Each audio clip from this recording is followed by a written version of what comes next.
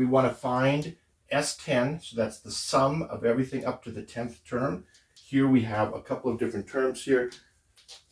This would be the first term, n is equal to 1, the second term, third term, fourth term, etc. We want to go like this all the way up to the 10th term and find the geometric series, that is the sum of all of these up to the, including the 10th term. We have a couple of options here listed for you. Some are really, these two are really close. 3 are negative, 1 is positive. There's no way of guessing what this might be because it alternates between positive and negative, positive and negative.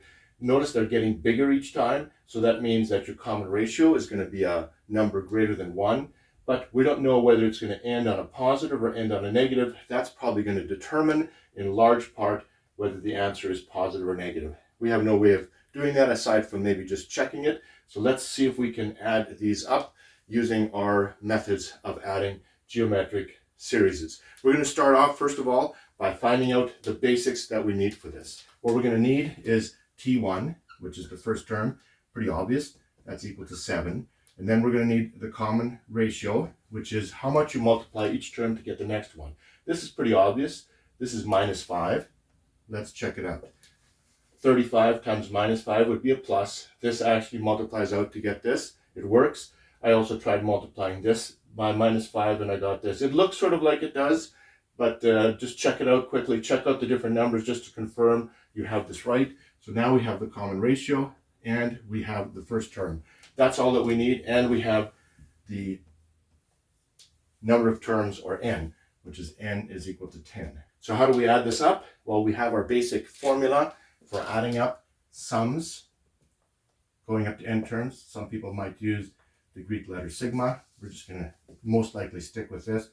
What is it equal to? It's equal to the first term, a, or t1, and then multiplied by 1 minus r to the n all over 1 minus r. There's some people who will flip this around. They'll call this r to the n minus 1 over r minus 1. You can do that as long as you flip both of them around. It's either 1 minus r or it's r minus 1, but you have to do both of them. That way, if this becomes negative, this also becomes negative. It takes care of itself. Whichever way around you memorize it. This could be a or it could be t1, whatever you're more used to doing. Now we just write out all the different components for this. The first value is 7. Then we're going to multiply by, big brackets here, 1 minus 5. Make sure you put a bracket in there. Notice we've got some minus signs in here. This minus sign is going to be killed by the fact that it's a even number power. So you don't even need that. You can just go drop that out if you want to. This minus sign is going to be counteracted by this minus sign because there's two negatives. So we can just take 1 out and go like that. So the bottom is going to be 6. We just have this giant thing here, 1 minus 5 to the 10, which is a very big number, all divided by 6 times 7. That's just simply 11,393, 228. These two numbers are identical except for 229, 228. So this is the one